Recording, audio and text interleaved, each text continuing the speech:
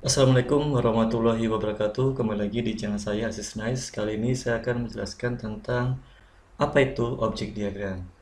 Oke, yang pertama seperti biasa kita masuk dulu ke definisi daripada objek diagram. Objek diagram adalah bentuk kedua dari kelas diagram statis yang digunakan untuk menjabarkan secara detail sebuah kelas dalam menyingkap informasi tambahan. Di mana definisi ini saya kutip dari Alan Dennis et al., yaitu Alan Dennis dan kawan-kawan pada tahun 2015 halaman 184. Objek diagram juga dikenal dengan sebutan instance diagram.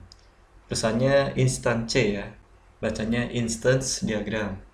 Kenapa? Karena dari kata instance sendiri itu artinya adalah objek. Jadi biasa dikenal juga dengan sebutan instance diagram atau kalau di Indonesia kan instansi ya, instansi. Jadi instansi itu sinonimnya adalah objek. Oke, kita lanjut ke penjelasan berikutnya.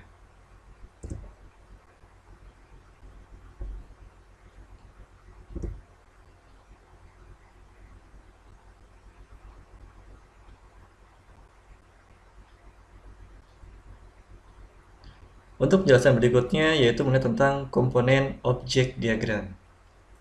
Objek diagram memiliki dua komponen yang sering digunakan ya. Sebenarnya itu banyak ya, ada asosiasi, ada dependensi, dan lain-lain. Tapi yang sering saya lihat dan juga sering saya praktekkan itu hanya dua komponen saja.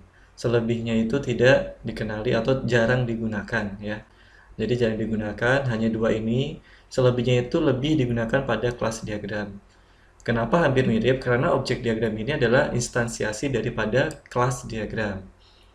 Nah, dua itu apa? Komponen yang digunakan pada objek diagram. Yang pertama ada instance specification, yang kedua ada link. Untuk instance specification atau bisa disebut juga dengan objek ya. Jadi ini bisa disebut juga dengan objek atau instance specification. Maksudnya adalah spesifikasi objek. Jadi di objek ini ada dua ya, di komponen objek ini ada dua bagian. Di atas ini merupakan instance name dan juga class name. Jadi nama kelasnya nanti dicantumkan di sini, sedangkan nama objeknya dicantumkan di sini. Di mana wajib menggunakan titik dua untuk penulisannya. Misalkan kalian tidak sebutkan objek name-nya atau instance name-nya, berarti wajib tetap mencantumkan titik duanya. Ya, jadi boleh, misalkan kalian tidak mencantumkan instance name-nya, itu boleh yang dicantumkan hanya class name-nya, tetapi wajib menyertakan titik dua dan juga garis bawah. Jadi syarat penulisannya yaitu menggunakan garis bawah dan juga titik dua ya pada nama kelasnya. Seperti itu. Kemudian untuk yang isinya itu berupa field name, di sininya field name, kemudian ini value-nya atau nilai daripada tiap field-nya. Seperti itu. Nanti kita bisa lihat di studi kasus untuk contohnya ya. Sedangkan yang kedua di sini ada link. Sedangkan yang kedua di sini ada link. Link ini fungsinya untuk menghubungkan antar objek ya, untuk menghubungkan antar objeknya atau menghubungkan antar instance specification-nya. Itu ya. Jadi link ini fungsinya sebagai penghubung antar objeknya atau antar instance specification-nya. Seperti itu ya. Jadi ada objek komponennya, yang kedua ada link. Jadi cukup sederhana untuk komponen daripada objek diagram ini, hanya dua ya. Oke, kita lanjutkan ke penjelasan berikutnya.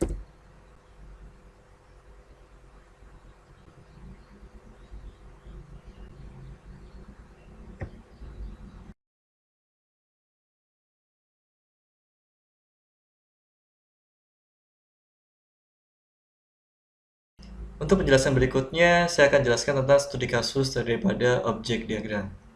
Di sini saya memiliki 4 tabel. Di sini juga bisa disebut dengan spesifikasi file ya, untuk yang seperti ini. Spesifikasi file itu sinonim daripada spesifikasi tabel atau table ya. Di sini ada tabel barang, ada tabel pengguna, kemudian ada tabel transaksi, dan yang terakhir ada tabel detail transaksi. Perlu diperhatikan, untuk penulisan tabel itu tidak boleh menggunakan spasi. ya. Boleh digabungkan secara langsung atau kalau mau ada spasinya itu bisa menggunakan underscore. Misal ketika kalian membuat detail transaksi ingin dipisah antara kata detail dan transaksi, itu bisa menggunakan underscore, ya, seperti itu. Nah, di sini misalnya saya gabung ya, cuma ini saya enter jadi seperti ini. Kemudian untuk tabel barang di sini ada field name-nya, ada kode barang. Jadi ini maksud dengan field name yang ini ya. Kode barang, nama barang, harga barang, dan juga stok. Begitupun untuk yang lainnya. Nah, untuk value-nya itu yang ada di dalam tiap-tiap field-nya. Ya, jadi tadi di sebelumnya saya sudah jelaskan ada field name, ada value pada komponen objeknya. Nah, ini dimaksud dengan value, artinya nilai daripada field yang sudah terisi ya. Atau biasa kalian sebut ini data ya. Seperti itu. Ada data barang di mana tiap-tiap field-nya itu memiliki value seperti itu. Jadi value itu yang ada di dalam tiap kolom tabel ini ya. Oke, seperti itu kurang lebihnya ya. Jadi ini adalah contoh studi kasus daripada objek diagram. Ini tabel-tabelnya. Nanti kita akan rubah ke dalam pemodelan, yaitu ke objek diagramnya ya, ke penggambaran objek diagramnya. Ini baru ke soalnya. Jadi nanti ketika ada tabel seperti ini, bagaimana untuk cara membuat objek diagramnya, nanti kita lihat di penjelasan berikutnya. Asal kalian tahu ini ya, di sini untuk yang barang ini memiliki relasi atau hubungan dengan yang ada kode barangnya. Nah, kita lihat di sini di antara tabel pengguna, transaksi, dan detail transaksi, yang mana yang ada field kode barang. Yang ada field kode barangnya yaitu yang detail transaksi. Nah, ini ya. Berarti nanti barang dan detail transaksi ini dihubungkan menggunakan komponen yang disebutnya dengan tadi link. Jadi nanti barang dan detail transaksi itu dihubungkan dengan yang disebutnya link. Nah, jadi kita harus tahu dulu nih mana yang nantinya akan kita relasikan.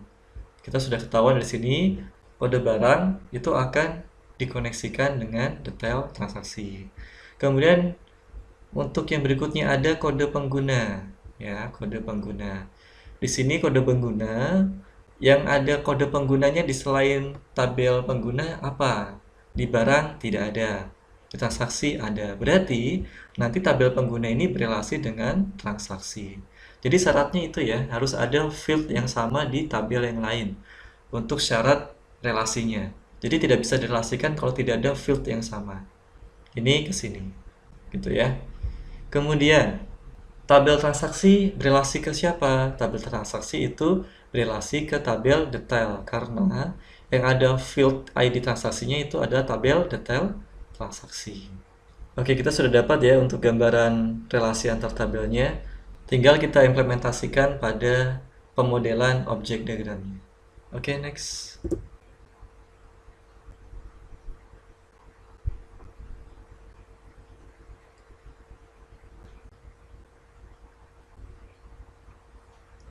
Oke, ini dia tampilan daripada pemodelan objek diagramnya. Kalau tadi itu ada soalnya berupa tabel, dan ini adalah jawabannya yaitu berupa pemodelan objek diagramnya. Oke, kita langsung bahas saja ya untuk pemodelan objek diagram ini.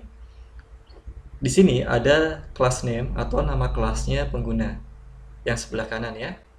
Sedangkan sebelah kiri ini adalah instance name-nya atau nama objeknya. Ya, nama objek yang ini. Kemudian nama kelasnya yang ini.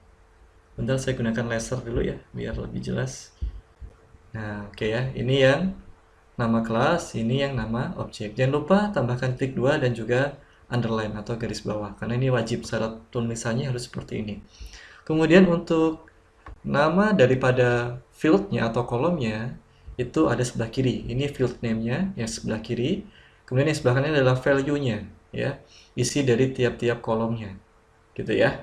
Untuk besar kecilnya huruf, kita harus sesuaikan dengan field name pada tabel pengguna. Ya, jadi harus sama. Kemudian value-nya juga harus sama dengan tabel pengguna. Seperti itu ya, selebihnya sama. Jadi untuk yang lain itu sama seperti tabel pengguna, hanya saja value, field name, dan juga nama objek serta nama kelasnya saja yang berbeda. Oke, seperti itu ya kurang lebihnya. Kemudian, seperti pembahasan sebelumnya, saya sudah jelaskan bahwa tiap tabel itu harus direlasikan. Dan sebelumnya kita sudah bahas tentang relasi antar tabelnya. Tabel pengguna kita relasikan dengan tabel transaksi. Kenapa? Karena yang memiliki field name yang sama dengan tabel pengguna yaitu hanya tabel transaksi. Ya, yaitu memiliki kode pengguna. Ini fieldnya sama dengan field name tabel pengguna. Jadi harus sama. Ya, ada field name yang sama. Itu yang boleh direlasikan. Oke, kita langsung link ya antara pengguna dengan transaksi dengan menggunakan komponen link. Ini komponen link ya. Setelah itu kita cari mana lagi yang memiliki relasi. Pada tabel sebelumnya kita sudah bahas ya, pada pembahasan sebelumnya kita sudah bahas tabel transaksi itu memiliki link dengan detail transaksi. Karena yang memiliki ID transaksi atau field name ID transaksi itu adalah tabel detail transaksi. Nah, ini ya. Kenapa di sini dua? Kalau kalian lihat di pembahasan sebelumnya, di situ ada dua record. Ya, ada dua data pada tabel detail transaksi. Oleh sebab itu, kita cabangkan dua seperti ini. Kalau tiga, ya tiga, empat, ya empat, dan seterusnya. Sesuai dengan jumlah record pada tabel tersebut. Kemudian, kita relasikan dengan tabel barang. Kenapa? Karena yang ada hubungannya dengan detail transaksi, selain kita tadi linkkan ke transaksi, kita juga harus punya link ke tabel barang. Karena di sini tabel detail transaksi itu memiliki kode barang, ya. Nah, ini ya. Jadi field name-nya kode barang ini hanya ada di detail transaksi. Oleh sebab itu kita koneksikan atau kita sambungkan ke tabel barang. Nah, kalau di sini namanya sudah bukan tabel tapi lebih ke objek ya, objek barang. Seperti itu. Ya. Ini pun sama. Tinggal dilihat kalau kode barangnya KBD, berarti cari yang kode barangnya KBD. Jangan sampai salah merelasikan, ya.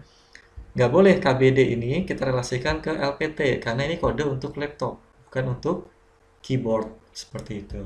Oke, sampai sini mungkin jelas ya. Jika kurang jelas, bisa chat saja di kolom komentar. Oke, mungkin itu saja yang bisa saya sampaikan. Kurang lebihnya saya mohon maaf. Terima kasih, sampai jumpa di pertemuan selanjutnya. Wassalamualaikum warahmatullahi wabarakatuh.